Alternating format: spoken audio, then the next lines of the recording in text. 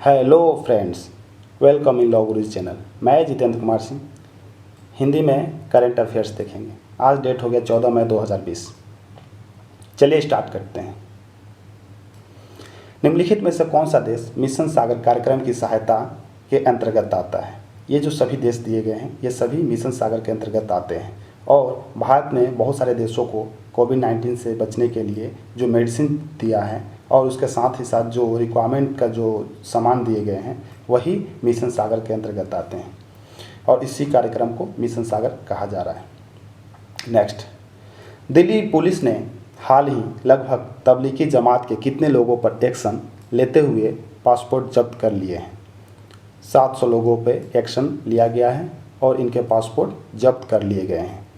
कोविड-19 की संभावित दवा के लिए किस दवा कंपनी ने गिलीड साइंसेज के साथ समझौता किया है?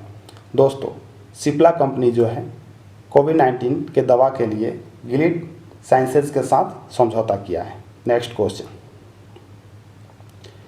Indian national table tennis champion Manmeet Singh का हाल ही में कितने वर्ष की उम्र में निधन हो गया? 58 वर्ष की उम्र में निधन हो गया इनका। और ये इनके 2 साल से क्या था, तबीयत खराब रह रहा था। इनको एक बीमारी हुआ था जो इसका नाम है एमियोट्रोफिक लेटरल स्क्लेरोसिस। इस बीमारी से ये ग्रसित थे और इनकी 58 ईयर्स की आयु में निधन हो गया। नेक्स्ट, वित्त मंत्री निर्मला सीतारमण ने कितने करोड़ रुपए तक की सरकारी खरीद में ग्लोबल टेंडर नहीं मंगाए जाने का ऐलान किया है? 200 करोड़ रुपये 200 करोड़ रुपये तक के टेंडर को नहीं मंगाए जाने का ऐलान किया है। नेक्स्ट, वंदे भारत मिशन का दूसरा चरण कब से शुरू करने की घोषणा की गई है, जिसमें 31 देशों में से भारतीयों को वापस लाया जाएगा? दोस्तों, ये ऐसा मिशन है जो कोविड-19 अभी फैला हुआ है, इसके दौरान जो भारतीय जहाँ तहाँ फंसे हुए हैं दूसरे देशों में, उनको लाने के लिए मिशन चलाया जा रहा है। ये 16 मई से आरंभ किया जाएगा और ये दूसरा चरण है। इससे पहले भी भारत ने बहुत सारे देशों से जो भारतीय फंसे हुए थे उनको भारत वापस लाया है और ये 16 तारीख से लेकर 16 से 22 मई तक ये मिशन चलेगा। नेक्स्ट, कोरोना वायरस के कारण जापान के कितने साल के सुमो पहलवान सोबुशी का निधन हो गया?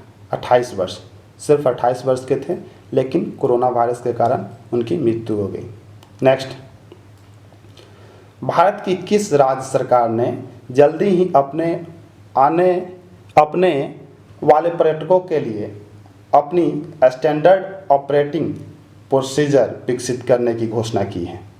गोवा सरकार। जैसे कि हम सभी जानते हैं कि गोवा सरकार में अभी तक एक भी केस सामने नहीं आया है, कोविड-19 से रिलेटेड एक भी केस सामने नहीं आया है और वहाँ का जो रोजी रोटी है वहाँ का पर्यटक पर ही डिपेंड करता है।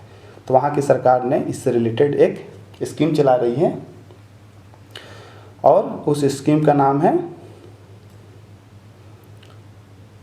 स्टैंडर्ड ऑपरेटिंग प्रोसीजर SOP, जिसके अंतर्गत पर्यटक से रिलेटेड है ये। चलिए नेक्स्ट, किस देश ने परिवहन क्षेत्र निवेश में वंस इन ए जनरेशन की घोषणा की है? दोस्तों, ये ब्रिटेन देश जो है इसने वंस इन ए जनरेशन की घोषणा की है। नेक्स्ट, वर्ष 2021 में 17 फरवरी से 7 मार्च के बीच किस देश में महिला अंडर-17 फीफा फुटबॉल विश्व कप का आयोजन किया जाएगा? भारत देश में ये आयोजन किया जाएगा 2021 के अंदर। ये 17 फरवरी से लेकर 7 मार्च तक होगा। चलिए दोस्तों, हमने देखा आज का current affair. Thanks for watching video.